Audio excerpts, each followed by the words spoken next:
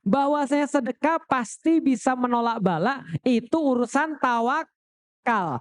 Urusan ikhtiarnya sedekah sebanyak-banyaknya dengan harta yang halal. Maka kita meyakini pasti ada sedekah kita yang menolak bala kita. Harusnya anak kita bandel, jadinya solih.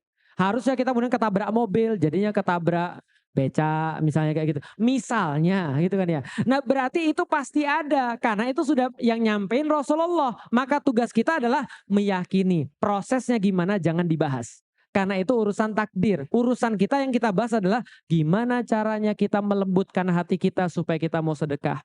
Bagaimana cara kita lebih meyakini bahwasanya pasti ada amal-amal yang buruk yang harusnya kejadian pada kita tapi nggak jadi karena sedekah kita. Itu tugas kita, ikhtiar kita di situ. Ada banyak sekali hadis-hadis yang berkaitan dengan orang itu bisa mengubah takdir.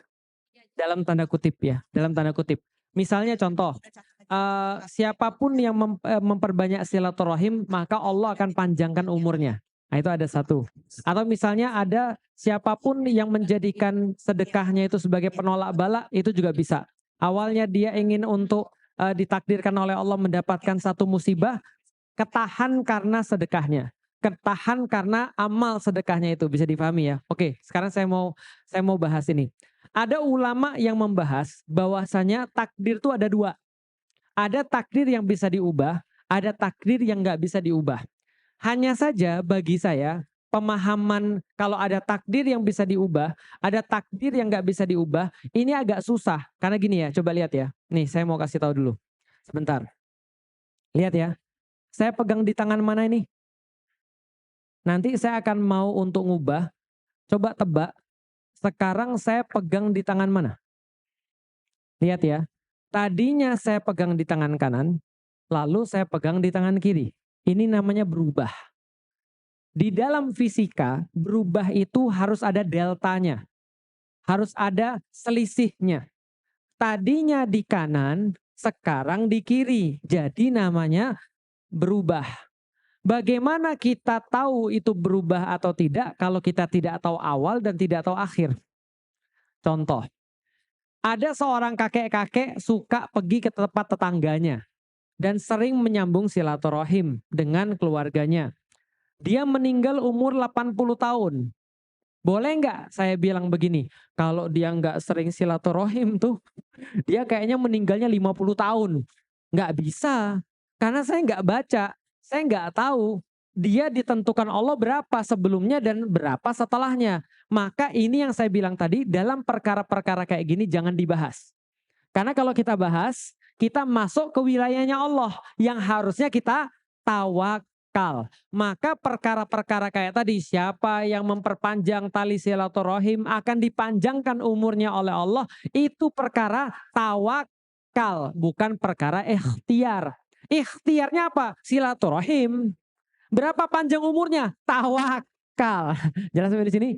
Bahwasanya sedekah pasti bisa menolak bala, itu urusan tawakal. Urusan ikhtiarnya sedekah sebanyak-banyaknya dengan harta yang halal. Maka kita meyakini pasti ada sedekah kita yang menolak bala kita. Harusnya anak kita bandel, jadinya solih. Harusnya kita kemudian ketabrak mobil, jadinya ketabrak beca, misalnya kayak gitu. Misalnya gitu kan ya. Nah berarti itu pasti ada, karena itu sudah yang nyampein Rasulullah. Maka tugas kita adalah meyakini. Prosesnya gimana jangan dibahas. Karena itu urusan takdir. Urusan kita yang kita bahas adalah gimana caranya kita melembutkan hati kita supaya kita mau sedekah. Bagaimana cara kita lebih meyakini bahwasanya pasti ada amal-amal yang buruk yang harusnya kejadian pada kita tapi nggak jadi karena sedekah kita. Itu tugas kita, ikhtiar kita di situ.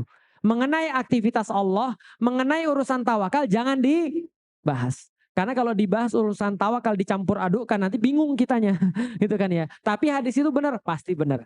Jadi itu adalah yang pertama tentang masalah sedekah itu pasti menolak bala dan doa itu juga menolak bala. Jadi bukan hanya sedekah, karena kata Rasulullah setiap doa pasti dikabulkan. Oh iya ya Rasulullah. Iya kata Rasulullah. Emang maksudnya gimana? Rasul kata setiap doa kita ada 3 cara Allah mengabulkan. Satu, pilih mana ibu-ibu? Satu, disegerakan di dunia. Itu yang pertama. Yang kedua, dipakai nanti untuk di akhirat. Itu yang kedua. Yang ketiga, dipakai Allah untuk menolak bala musibah.